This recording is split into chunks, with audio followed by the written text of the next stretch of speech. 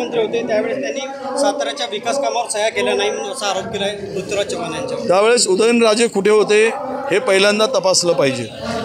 त्यांचा किती सहभाग होता विकासामध्ये राजे म्हणून, आणि त्यांनी किती पत्रव्यवहार केला विकासासाठी, त्यांचा विकासाची कुठल्या मागण्या होत्या की जे झाल्या नाहीत।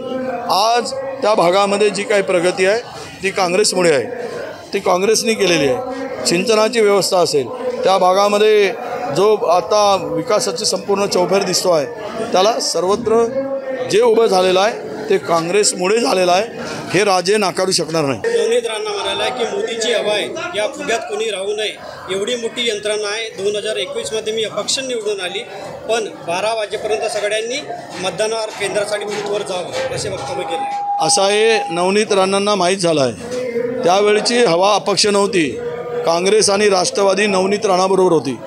आता अपक्ष लढले असते ना, त्यांची डिपॉझिट गेली असती, आणि दावा आहे लढून दाखवा, डिपॉझिट वाचवून दाखवा।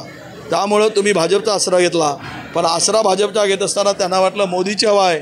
आता ते स्वतःच कबूल केले आहेत मोदीच्या हवेचा हा फुगा आहे, तो फुगा कधीही फुटेल, म्हणून त्यांनी त्यांच्या मुखात जे सत्य होतं, जी सत्य परिस्थिती होती तीच आता मला वाटते नवनीत राणांच्या तोंडात आलेली आहे। सांगलीचे